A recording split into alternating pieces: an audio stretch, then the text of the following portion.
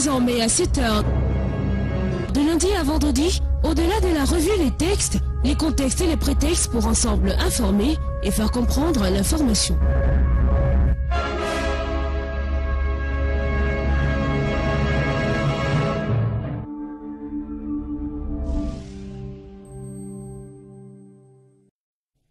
Et voilà, il est 7 h à Yaoundé au Cameroun. Je vais dire bonjour ce matin à M. Guillaume Sarral, le directeur général des brasseries du Cameroun en service du côté de Douala, qui est également connecté et prêt pour la revue de presse de ce matin présentée par Jean-Jacques Zé. Naturellement, il est 7 h et c'est l'heure consacrée à l'information. Jean-Jacques Zé répond présent ce matin. Bonjour, M. Zé.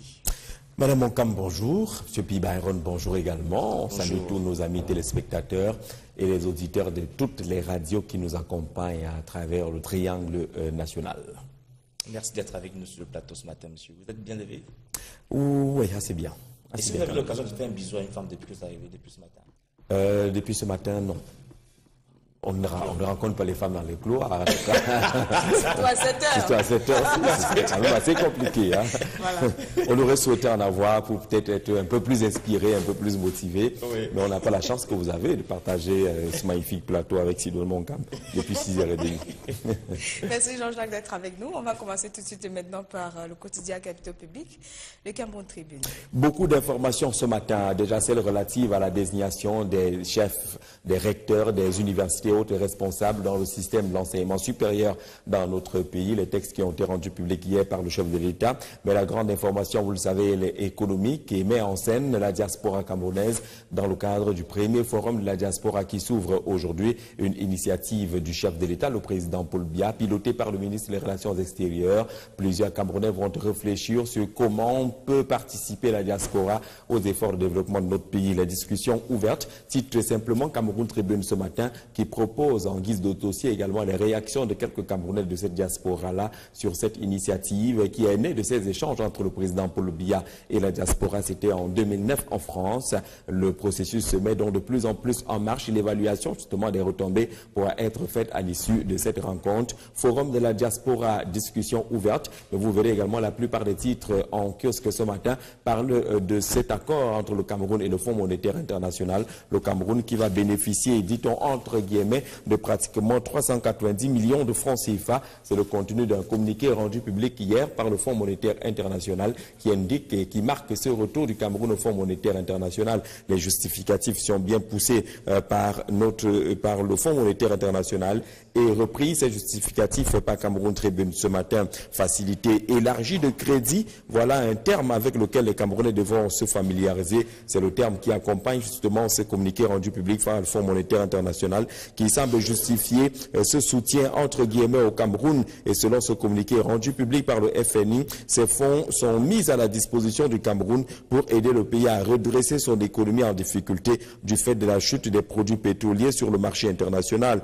Pour le directeur général adjoint du Fonds monétaire international, le Cameroun a été durement frappé par la chute des prix du pétrole ainsi que par les facteurs d'insécurité qui ont affecté l'activité de la communauté économique et monétaire des États de l'Afrique centrale.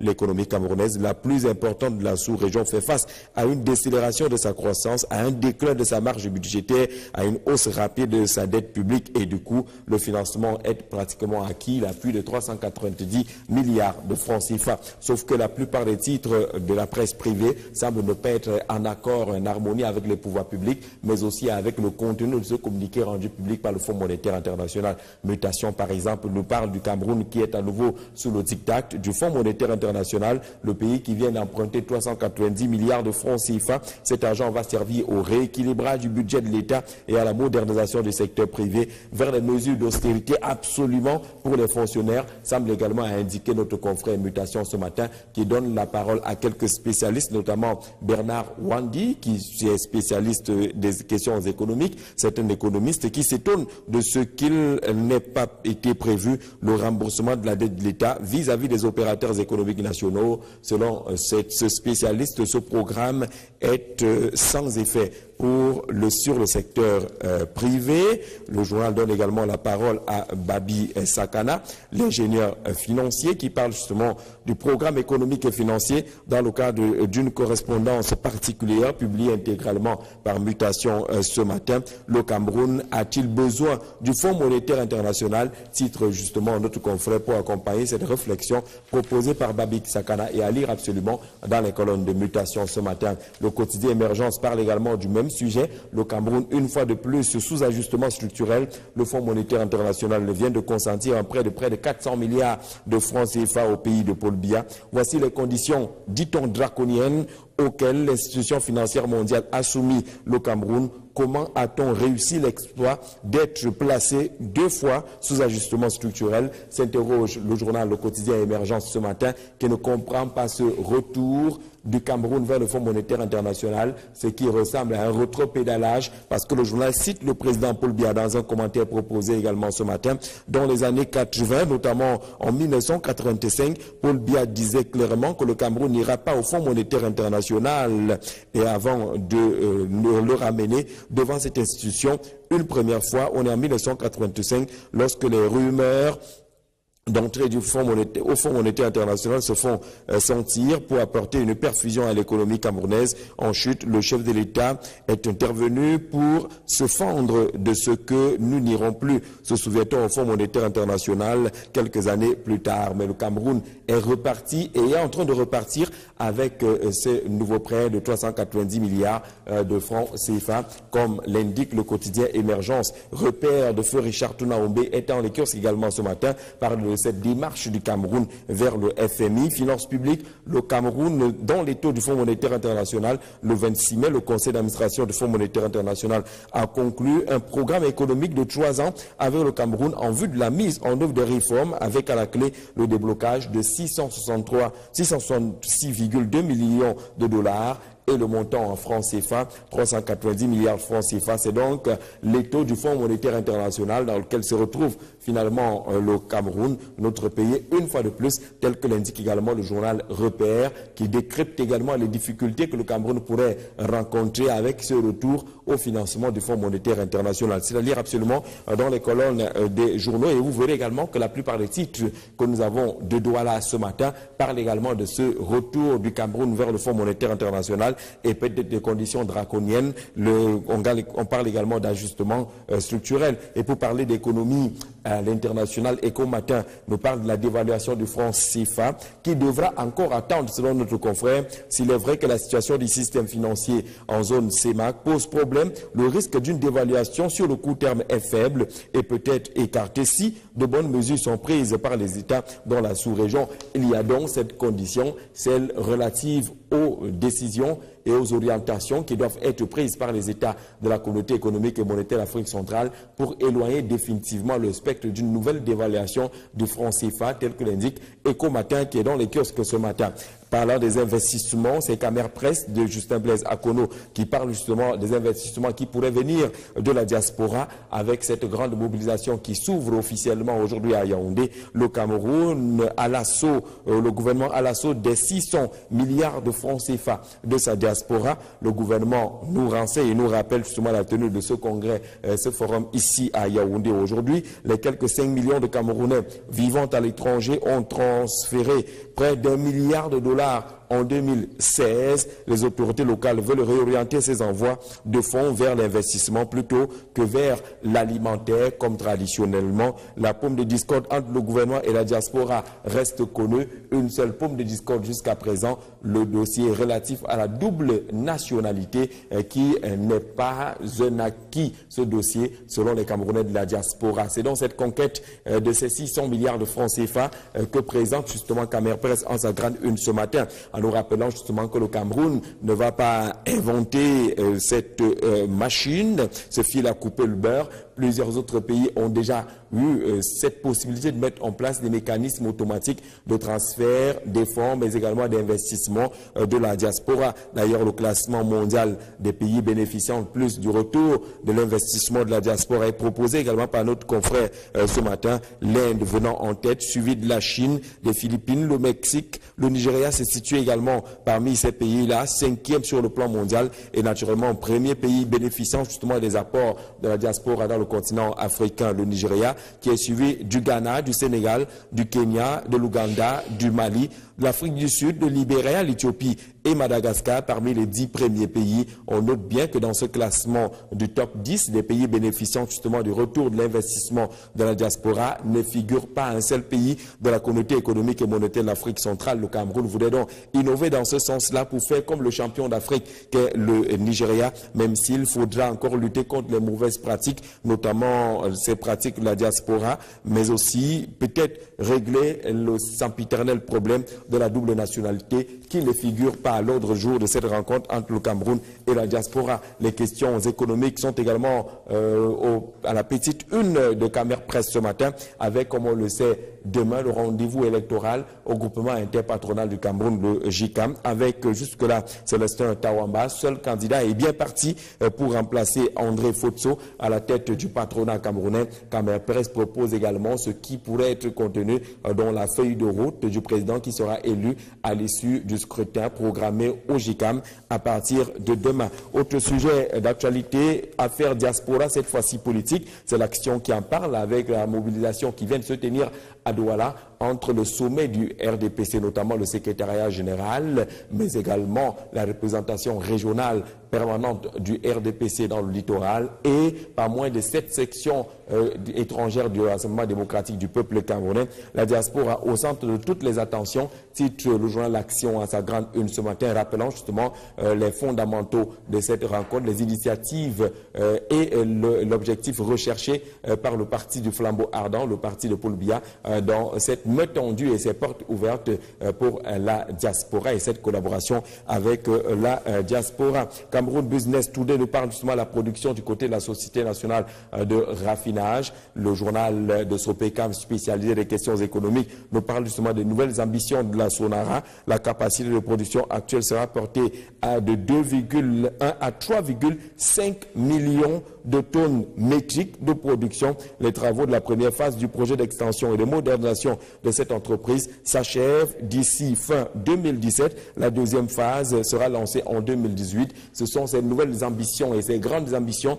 de la Sonara que présente justement Cameroun Business Today en sa grande une ce matin sous la forme d'un dossier pour comprendre davantage ce qui est fait de ce côté-là et les résultats attendus pour la production pétrolière ou le raffinage du pétrole dans notre pays. Autre sujet également développé par Cameroun Business Today, c'est la riposte du Cameroun et la riposte de la douane face à la contrebande. C'est un dossier de 2 pages qui situe déjà les dangers de ces pratiques dans notre pays, pour notre pays, la contrebande, mais également le filet qui essaye de tisser l'administration douanière pour sauver la production nationale, la production internationale également des méfaits de la contrebande. Que propose finalement Célestin Tawamba? Si jamais il est élu à la tête du groupement interpatronal du Cameroun, dans quelques heures maintenant, devrait se tenir ce scrutin sur 2 pages. Les dépêches de Niobé Info insistent sur la feuille de route et les propositions en termes de profession de foi de ce candidat qui semble être en pole position pour le remplacement d'André Fotso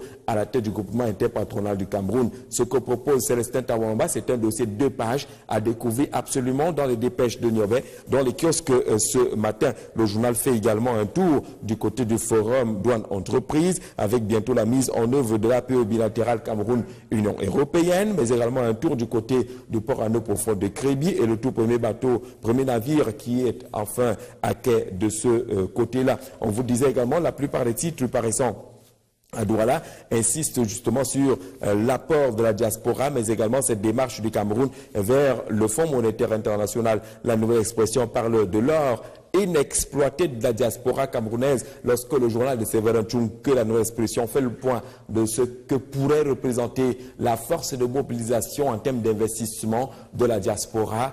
Il parle, le journal, de l'or, cet or qui n'est pas exploité jusqu'à présent lors de la diaspora camerounaise et qui attend d'être exploité. Parlant justement d'ajustement structurel, le journal le dit clairement, encore des années noires pour le Cameroun avec ce retour au Fonds monétaire international. Le Messager en parle également, même si le journal consacre sa grande une à ces mouvements à la tête des universités, la plupart des universités du Cameroun, universités d'État. Paul Biya nomme des nouveaux recteurs, on le sait à Yaoundé, les grands changements c'est du côté de Yaoundé 2, avec Adolphe Minkwaché qui a été fait recteur de cette institution universitaire. Le journal nous parle également de tensions au sein de l'Union des populations du Cameroun. Pourquoi le Congrès a-t-il finalement avorté de réfléchir et propose le journal Le Messager ce matin. Le Popoli clairement et simplement indique que le Cameroun retourne sous ajustement structurel avec cette démarche auprès du Fonds monétaire international et ses 390 milliards de francs CFA désormais d'emprunt obtenus par le Cameroun auprès de cette structure. C'est le retour à l'ajustement structurel, indique le journal satirique en sa grande une ce matin. Le journal parle également de Biya qui remanie dans les universités pour parler de ces mouvements qui ont été enregistrés hier. Mais finalement, qu'est-ce que le Cameroun peut attendre du programme triennal du Fonds monétaire international? C'est le quotidien de l'économie qui nous propose justement cette réflexion en voie de sortie, comprendre davantage ce que le Cameroun peut gagner, entre guillemets, de cette démarche avec le Fonds monétaire international. Le journal nous parle également de l'industrie brassicole comme d'habitude avec quelques chiffres. Les Camerounais consomment 650 millions de litres de bière en 2016. Encore un chiffre record, 650 millions de litres de bière consommés en 2016 par les Camerounais, nous renseigne le quotidien de l'économie ce matin. Et puis, West Eco parle des investissements publics, cette fois-ci dans la région de l'Ouest,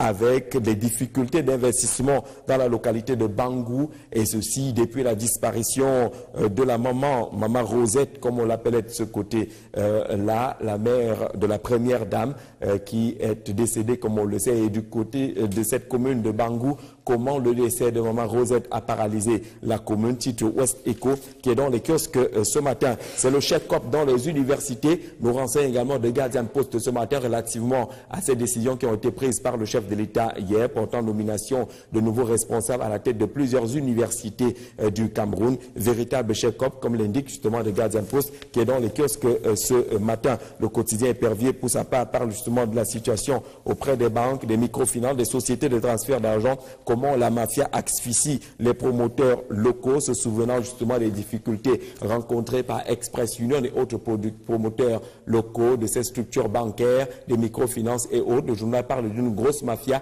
qui serait en train d'asphyxier justement les promoteurs locaux. Le quotidien L'Épervier parle aussi de pourquoi Feu André Fouda, maire de Yaoundé, avait offert, comme on le dit, une histoire assez insolite et rappelle des mémoires. Il avait offert, André Fouda, un port au feu président Amadou Ahidjo. Et puis, société d'État, qu'est-ce qui va radicalement changer? Les textes sont actuellement examinés à l'Assemblée nationale. Le nouveau régime reste aussi critiqué. Plus de 20 ans après son adoption, la loi actuelle sur les établissements publics est très peu appliquée. Même la nouvelle réforme passée au Parlement n'augure pas de lendemain meilleur. Inquiétude soulevée par le journal Diapason ce matin. Quelques doutes, quelques faits sceptiques autour justement de ces réformes qui sont annoncées et introduites à l'Assemblée nationale à travers l'examen de quelques projets de loi. Et puis on boucle avec Le Courrier qui nous parle de ce péril kamikaze, la lutte contre le terrorisme à travers les exactions de la secte islamiste Boko Haram à l'extrême nord, imposait une évaluation dans le fonctionnement des centres de formation et le niveau d'aguerrissement des personnels militaires par le ministre de la Défense sur instruction du haut commandement militaire. Joseph Betty Assoman vient de faire le tour, on va le dire entre guillemets, du propriétaire pour voir comment se porte le dispositif de défense face justement à la nébuleuse Boko Haram qui n'a pas encore, semblerait-il, au regard justement des derniers faits, dit son dernier mot.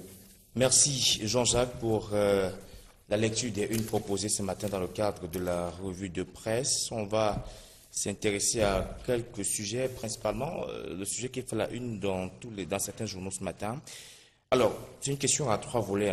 Alors, quelles peuvent être les conséquences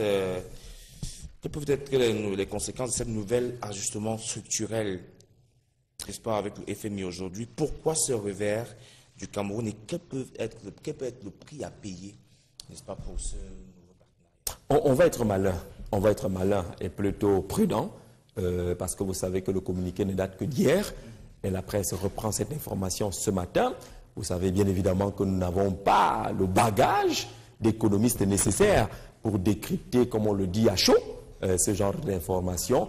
qui relèvent beaucoup, qui mettent en scène beaucoup d'autres réalités, mais qui constatent quand même, pour ne pas entrer dans l'économie pure, qu'une fois de plus, le Cameroun a fait un rétropédalage, parce que dans les années 80, justement, lorsque le débat a été ouvert sur l'ajustement structurel, le président Paul Biya avait pratiquement indiqué qu'on ne retournerait plus au Fonds monétaire international. Comment comprendre ce retour aujourd'hui? Il faut donner la parole au chef de l'État, il faut donner la parole à son conseiller économique, il faut donner la parole au responsable des questions économiques au niveau du gouvernement pour comprendre comment le Cameroun a fait pour repartir de ce côté-là. Mais tout ce qu'on a aujourd'hui, c'est le contenu du communiqué du Fonds monétaire international qui reconnaît, et tout le monde le sait, le Cameroun est en train de traverser des moments suffisamment difficiles avec la chute du prix du baril du pétrole sur le marché international, avec les conséquences de l'insécurité que nous impose cette insécurité-là, la lutte contre Boko Haram, et naturellement les problèmes économiques et financiers du Cameroun sont connus de tous et bien difficiles. C'est en cela et c'est sur ces points-là que se fonde le communiqué du Fonds monétaire international pour justifier peut-être ce qui se passe aujourd'hui. Maintenant, la question qui va être soulevée, peut-être expliquée et débattue par les spécialistes des questions économiques, c'est de savoir si le Cameroun n'avait pas une autre option, si le Cameroun n'avait pas de choix, si le Cameroun ne pouvait pas procéder autrement. Parce que lorsque vous lisez quand même la presse, la grosse inquiétude, ce sont des conditions draconiennes, ce que cache le terme assez sage d'ajustement structurel. Cela engage des conditions difficiles qui pourraient avoir des conséquences plus ou moins négatives sur le fonctionnement des pouvoirs de l'administration, notamment des fonctionnaires dans notre pays. Et donc vous comprenez justement que le débat va être ouvert. Toute la presse en parle. Je pense que la rédaction de Vision 4 va se pencher sur la question pour avoir de véritables réponses économiques à cette démarche du Cameroun vers le Fonds monétaire international. Nous, on ne peut pas, tout go, entrer dans le détail. On espère justement que les pouvoirs publics vont communiquer, parce que chaque fois, je le dis souvent ici, lorsqu'il y a une position comme celle-là, lorsqu'il y a une orientation comme celle-là qui est prise par les pouvoirs publics, eh bien les pouvoirs publics doivent communiquer. Tenir une conférence de presse vérité, au moins une conférence de presse. Si on ne peut pas organiser une conférence de presse, mais que le gouvernement propose un communiqué dans lequel il explique le comment et le pourquoi de cette démarche vers le Fonds monétaire international. C'est ça qu'on appelle rendre compte, parce que ces gens qui nous dirigent aujourd'hui ont bénéficié de notre mandat, c'est-à-dire ils agissent en notre nom. Et lorsqu'ils posent des actes en notre nom, ils sont appelés à nous rendre compte, à nous expliquer pourquoi ils ont choisi de mener cette démarche-là. On espère que dans les toutes prochaines heures, il faut que ce soit fait dans les toutes prochaines heures pour montrer justement qu'on est dans une république exemplaire, qu'on explique aux Camerounais pourquoi on s'est retrouvé justement et on s'est retourné vers le Fonds monétaire international. Ce n'est pas une démarche dangereuse. Ce n'est pas, oui, il faut qu'on nous dise ce qu'on perd et ce qu'on gagne. Parce que dans les accords comme cela, on n'est pas gagnant à 100%. Il y a des concessions. Il y a justement, comme on l'avait dit dans les années 80, en période justement d'ajustement structurel, on nous avait demandé de retrousser les manches, de serrer la ceinture, parce que ça allait être dur et on a traversé ces moments-là. Maintenant qu'on retourne vers le Fonds monétaire international, est-ce que c'est la même réalité aujourd'hui? Allons-nous retrousser ou découper finalement les manches pour ne pas en avoir, parce que ça va être difficile? Allons-nous serrer la ceinture au point de se briser les reins?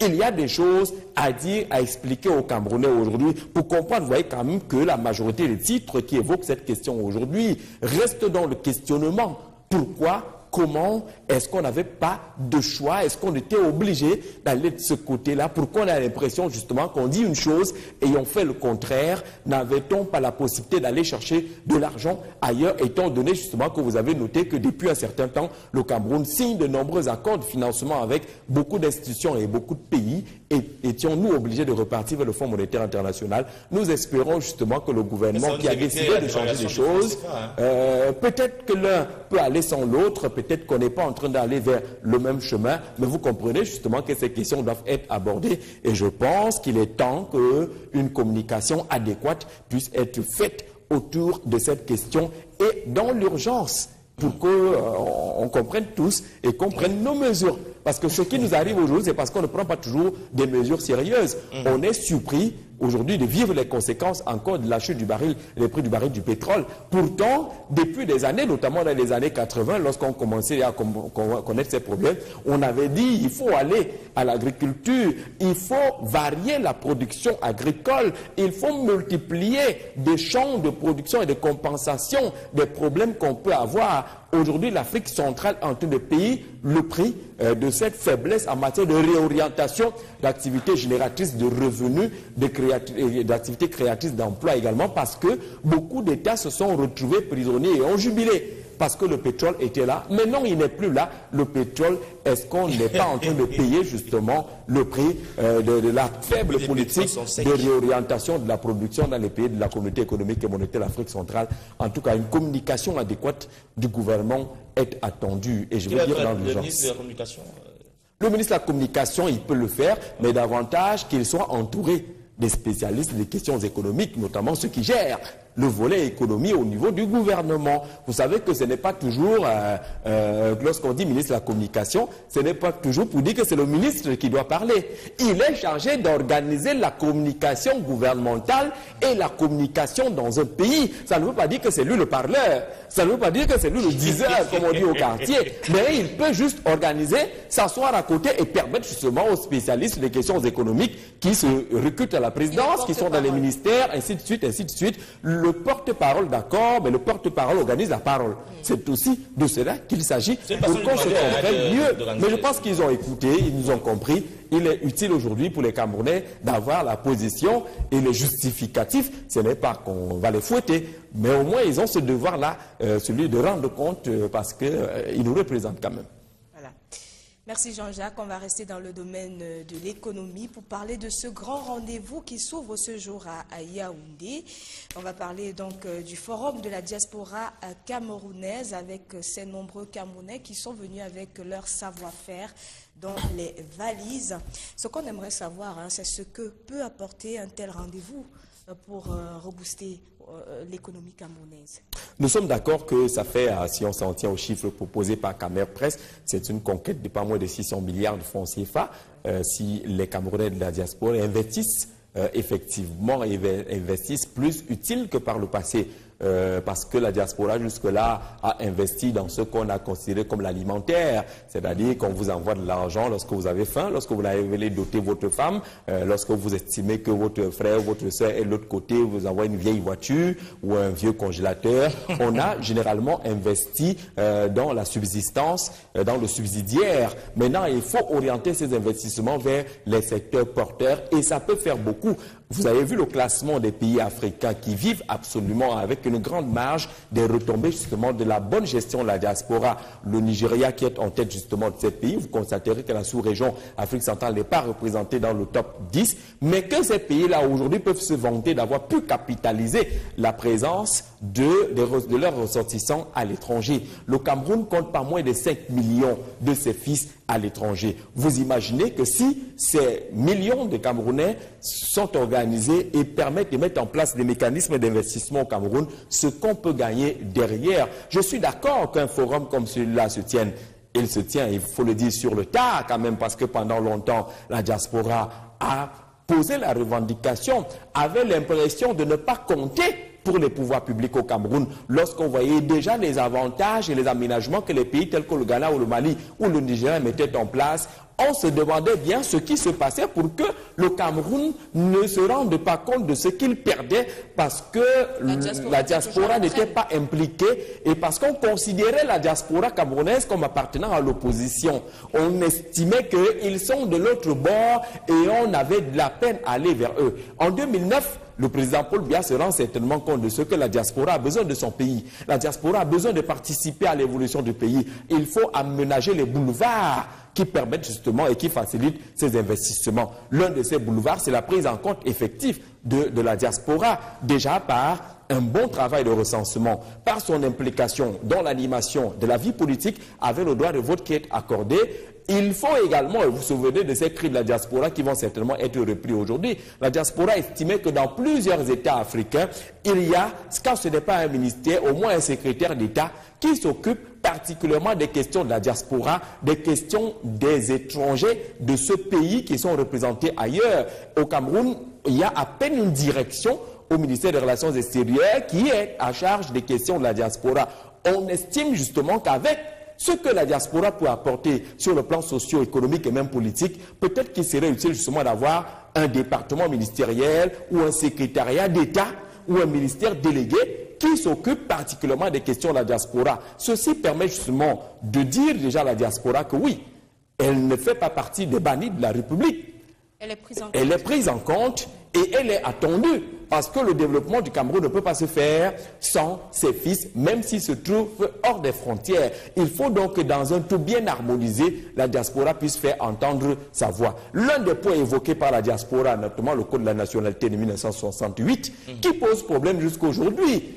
Est-ce qu'il n'est pas question également de revoir? Parce que nous sommes quand même conscients de ce que ceux qui ont sollicité d'autres nationalités l'ont fait pour obtenir des facilités, déplacements, études, activités économiques et autres. Et ils ont été obligés justement de recourir à d'autres nationalités pour leur permettre justement de mener à bien ces différentes activités. Est-ce que le Code de la nationalité, tel qu'il est conçu, qui indique justement que qui sollicite une autre nationalité perd automatiquement la nationalité camerounaise, est-ce que cette loi, ce Code de la nationalité ne mérite pas d'être revu aujourd'hui si on veut mieux capitaliser les avantages qu'on peut avoir de la diaspora? Ce sont des questions qui méritent d'être posées sur la table, même si on l'a appris avec la presse ce matin, ce sujet ne fait pas partie des dossiers à l'ordre du jour, mais il n'est pas possible justement qu'il n'intervienne pas, qu'il soit programmé ou pas ce dossier sur le forum relatif à la diaspora. Il y aura des gens qui vont dire qu'eux, ils ont ce problème, qui ne favorisent pas leur déploiement au profit du Cameroun, parce que pour que celui-là qui a sollicité notre nationalité vienne chez lui au Cameroun, il a besoin d'un visa. Ça devient bien compliqué, ainsi de suite, ainsi de suite.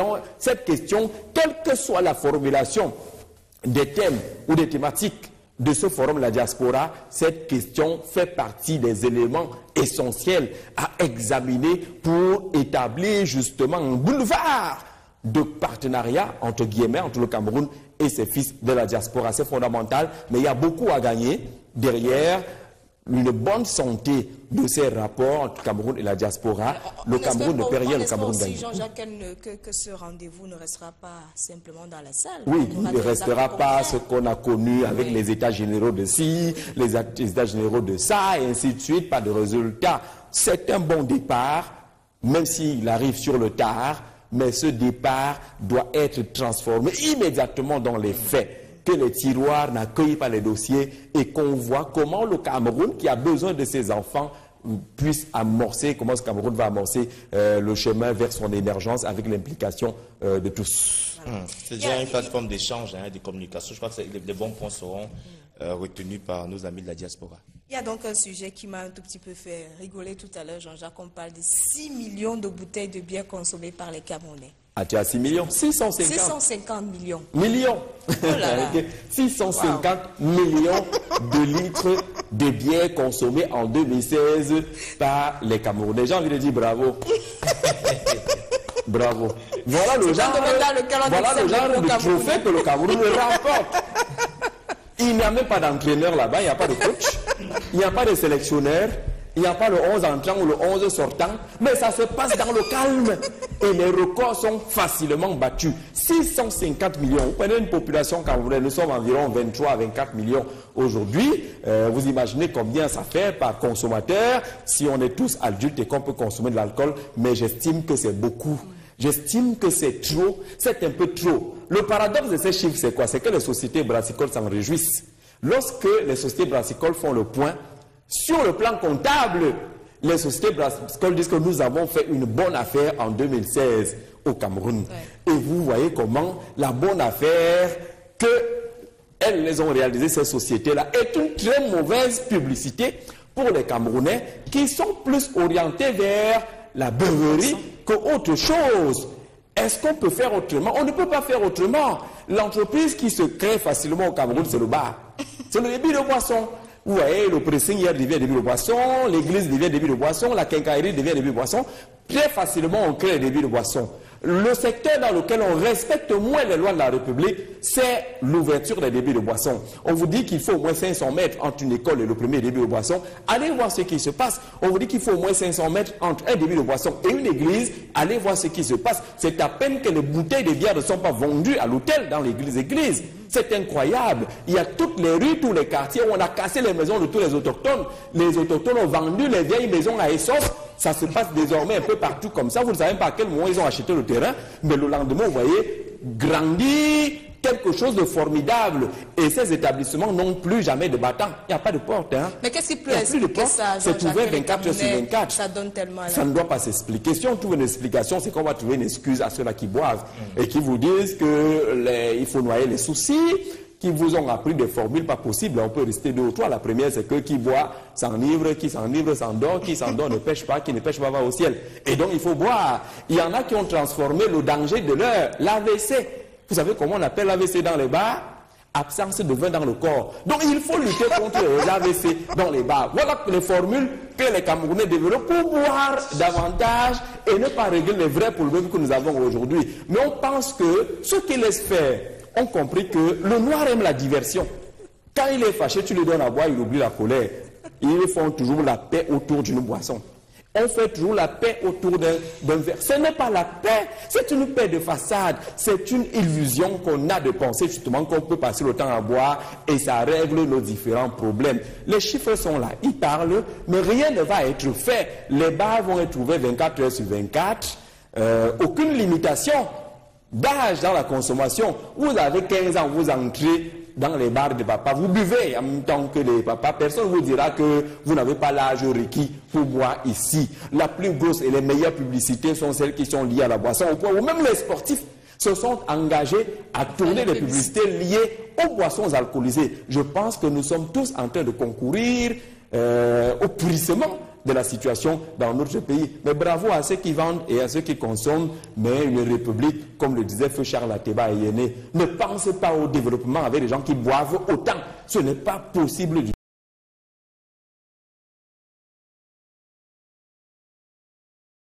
tout. Merci pour la définition de AVC. Absence du vin dans le corps. Absence du vin dans le corps. Merci beaucoup. On va dire... Est-ce qu'il y a quelqu'un qui vous aimez faire un big up à 3-4 personnes aujourd'hui, sans le mercredi? Je vais faire big up au ministre Jacques Famdongo, l'enseignement supérieur, big up monsieur le ministre, parce que j'apprends avec l'action ce matin que les 10 000 premiers ordinateurs arrivent en décembre 2017. Les 10 000 premiers ordinateurs. Big up, monsieur le ministre de l'enseignement supérieur, pour cette information. Après, j'ai une liste. Oui, il y a des listes. On a fait des recensements. Des recensements, même numériques. Je crois que Junior est déjà passé par là. Il attend son ordinateur. S'il est parmi les 10 000, oui, s'il est parmi les 10 000 premiers ordinateurs qui arrivent en décembre, big up. On va faire big up à Adolphe Ninkwaché, qui a été nommé recteur de l'Université de Yaoundé 2. Big up, professeur.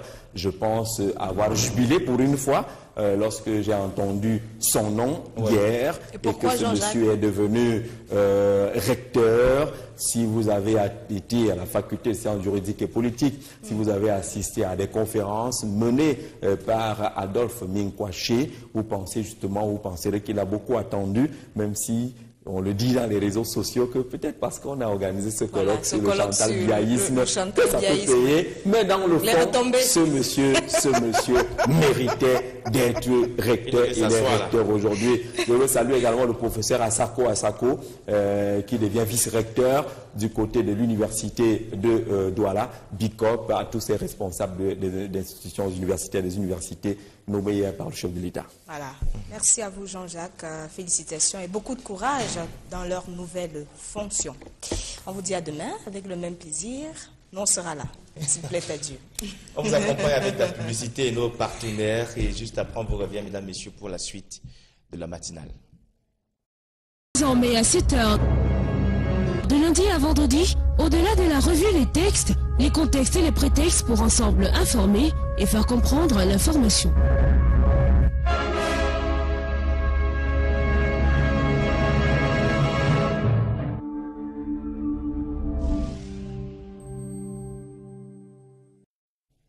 Et voilà, il est 7h à Yaoundé au Cameroun. Je vais dire bonjour ce matin à M.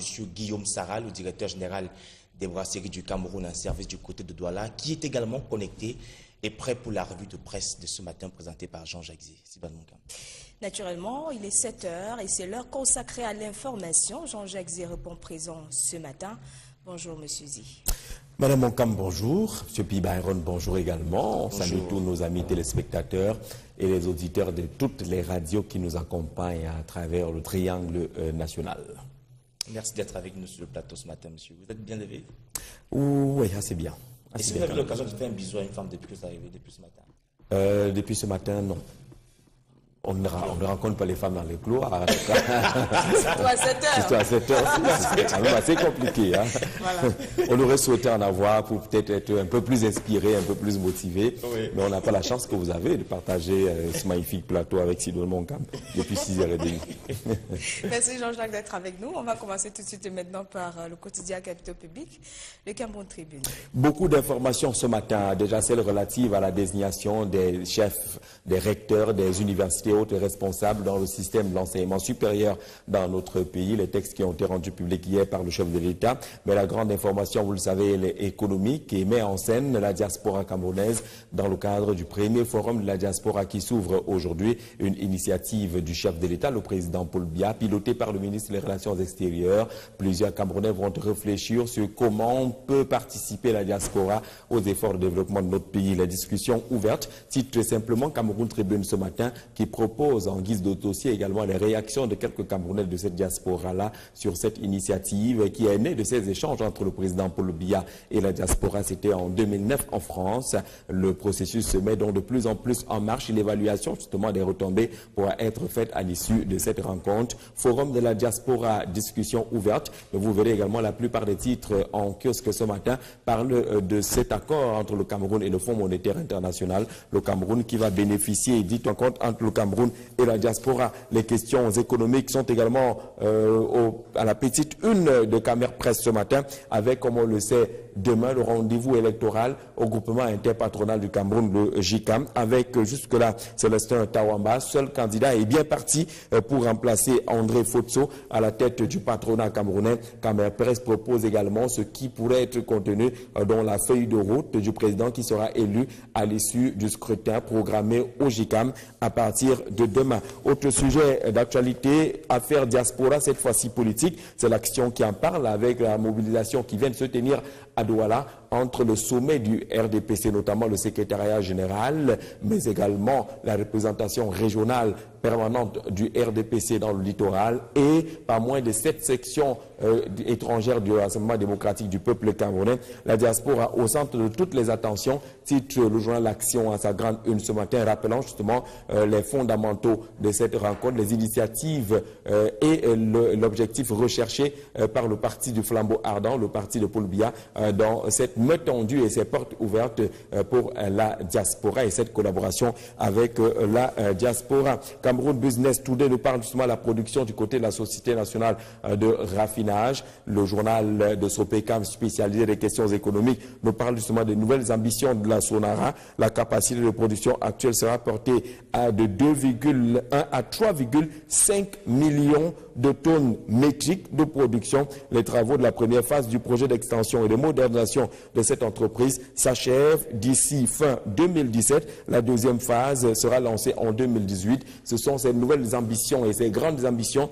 de la Sonara que présente justement Cameroun Business Today en sa grande une ce matin sous la forme d'un dossier pour comprendre davantage ce qui est fait de ce côté-là et les résultats attendus pour la production pétrolière ou le raffinage du pétrole dans notre pays. Autre sujet également développé par Cameroun Business Today, c'est la riposte du Cameroun et la riposte de la douane face à la contrebande. C'est un dossier de 2 pages qui situe déjà les dangers de ces pratiques dans notre pays, pour notre pays, la contrebande, mais également le filet qui essaye de tisser l'administration douanière pour sauver la production nationale, la production internationale également des méfaits de la contrebande. Que propose finalement Célestin Tawamba? Si jamais il est élu à la tête du groupement interpatronal du Cameroun, dans quelques heures maintenant, devrait se tenir le Cameroun une fois de plus sous ajustement structurel. Le Fonds monétaire international vient de consentir un prêt de près de 400 milliards de francs CFA au pays de Paul Biya. Voici les conditions, dit-on, draconiennes auquel l'institution financière mondiale a soumis le Cameroun, comment a-t-on réussi l'exploit d'être placé 2 fois sous ajustement structurel? S'interroge le journal Le Quotidien Émergence ce matin, qui ne comprend pas ce retour du Cameroun vers le Fonds monétaire international, ce qui ressemble à un rétropédalage, parce que le journal cite le président Paul Biya dans un commentaire proposé également ce matin. Dans les années 80, notamment en 1985, Paul Biya disait clairement que le Cameroun n'ira pas au Fonds monétaire international. Et avant de le ramener devant cette institution, une première fois, on est en 1985, lorsque les rumeurs d'entrée du Fonds monétaire, au Fonds monétaire international se font sentir pour apporter une perfusion à l'économie camerounaise en chute. Le chef de l'État est intervenu pour se fendre de ce que nous n'irons plus, se souvient-on, au Fonds monétaire international quelques années plus tard. Mais le Cameroun est reparti et est en train de repartir avec ces nouveaux prêts de 390 milliards de francs CFA, comme l'indique le quotidien Émergence. Repère de feu Richard Tounaombé est en lecture également ce matin par cette démarche du Cameroun vers le FMI. Finances publiques, le Cameroun, dans les taux du Fonds monétaire international, le 26 mai, le conseil d'administration du Fonds monétaire international a conclu un programme économique de 3 ans avec le Cameroun en vue de la mise en œuvre des réformes, avec à la clé le déblocage de 666,2 millions de dollars et le montant en francs CFA, 390 milliards de francs CFA. C'est donc les taux du Fonds monétaire international dans lequel se retrouve finalement le Cameroun, notre pays, une fois de plus, tel que l'indique également le journal Repère, qui décrypte également les difficultés que le Cameroun pourrait rencontrer avec ce retour au financement du Fonds monétaire international. C'est à lire absolument dans les colonnes des journaux, et vous verrez également que la plupart des titres que nous avons de Douala ce matin parlent également de ce retour du Cameroun vers le Fonds monétaire international et peut-être des conditions draconiennes. On parle également d'ajustement structurel. Et pour parler d'économie à l'international, Éco Matin nous parle de la dévaluation du franc CFA qui devra encore attendre, selon notre confrère. S'il est vrai que la situation du système financier en zone CEMAC pose problème, le risque d'une dévaluation sur le court terme est faible et peut être écarté si de bonnes mesures sont prises par les États dans la sous-région. Il y a donc cette condition, celle relative aux décisions et aux orientations qui doivent être prises par les États de la communauté économique et monétaire d'Afrique centrale pour éloigner définitivement le spectre d'une nouvelle dévaluation du franc CFA, tel que l'indique Éco Matin, qui est dans les kiosques ce matin. Parlant des investissements, c'est Camer Presse de Justin Blaise Akono qui parle justement des investissements qui pourraient venir de la diaspora avec cette grande mobilisation qui s'ouvre officiellement aujourd'hui à Yaoundé. Le Cameroun à l'assaut, le gouvernement à l'assaut des 600 milliards de francs CFA de sa diaspora. Le gouvernement nous renseigne et nous rappelle justement la tenue de ce congrès, ce forum ici à Yaoundé aujourd'hui. Les quelques 5 millions de Camerounais vivant à l'étranger ont transféré près d'1 milliard de dollars en 2016. Les autorités locales veulent réorienter ces envois de fonds vers l'investissement plutôt que vers l'alimentaire comme traditionnellement. La pomme de discorde entre le gouvernement et la diaspora reste connue. Une seule pomme de discorde jusqu'à présent, le dossier relatif à la double nationalité qui n'est pas un acquis, ce dossier, selon les Camerounais de la diaspora. C'est dans cette conquête de ces 600 milliards de francs CFA que présente justement Camer Presse en sa grande une ce matin, en nous rappelant justement que le Cameroun ne va pas inventer cette machine, ce fil à couper le beurre. Plusieurs autres pays ont déjà eu cette possibilité de mettre en place des mécanismes automatiques de transfert des fonds, mais également d'investissement de la diaspora. D'ailleurs, le classement mondial des pays bénéficiant le plus du retour de l'investissement de la diaspora est proposé également par notre confrère ce matin. L'Inde venant en tête, suivi de la Chine, des Philippines, le Mexique, le Nigeria se situe également parmi ces pays-là, 5e sur le plan mondial et naturellement premier pays bénéficiant justement des apports de la diaspora dans le continent africain, le Nigeria, qui est suivi du Ghana, du Sénégal, du Kenya, de l'Ouganda, du Mali, de l'Afrique du Sud, de Libéria, l'Éthiopie et Madagascar parmi les 10 premiers pays. On note bien que dans ce classement du top 10 des pays bénéficiant justement du retour de l'investissement de la diaspora ne figure pas un seul pays de la communauté économique et monétaire de l'Afrique centrale. Le Cameroun voudrait donc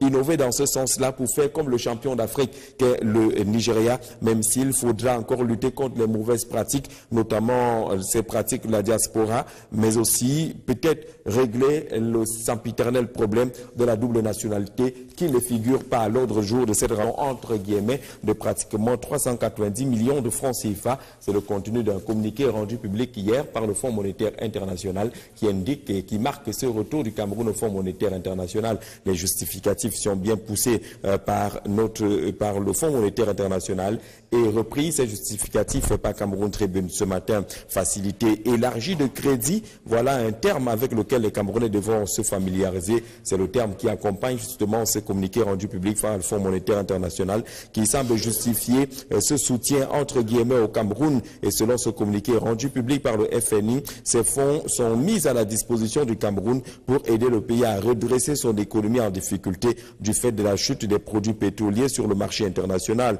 Pour le directeur général adjoint du Fonds monétaire international, le Cameroun a été durement frappé par la chute des prix du pétrole ainsi que par les facteurs d'insécurité qui ont affecté l'activité de la communauté économique et monétaire des États de l'Afrique centrale. L'économie camerounaise, la plus importante de la sous-région, fait face à une décélération de sa croissance, à un déclin de sa marge budgétaire, à une hausse rapide de sa dette publique et du coup, le financement est pratiquement acquis, il a plus de 390 milliards de francs CFA. Sauf que la plupart des titres de la presse privée semblent ne pas être en accord, en harmonie avec les pouvoirs publics, mais aussi avec le contenu de ce communiqué rendu public par le Fonds monétaire international. Mutation, par exemple, nous parle du Cameroun qui est à nouveau sous le diktat du Fonds monétaire international, le pays qui vient d'emprunter 390 milliards de francs CFA. Cet argent va servir au rééquilibrage du budget de l'État et à la modernisation du secteur privé vers des mesures d'austérité absolument pour les fonctionnaires, semble également indiquer notre confrère Mutation ce matin, qui donne la parole à quelques spécialistes, notamment Bernard Wandi, qui est spécialiste des questions économiques. C'est un économiste qui s'étonne de ce qu'il n'ait pas été prévu le remboursement de la dette de l'État vis-à-vis des opérateurs économiques nationaux. Selon ce spécialiste, ce programme est sans effet sur le secteur privé. Le journal donne également la parole à Babi Sakana, l'ingénieur financier, qui parle justement du programme économique et financier dans le cadre d'une correspondance particulière publiée intégralement par Mutation ce matin. Le Cameroun a-t-il besoin du Fonds monétaire international? Titre justement notre confrère pour accompagner cette réflexion proposée par Babi Sakana et à lire absolument dans les colonnes de Mutation ce matin. Le quotidien Émergence parle également du même sujet.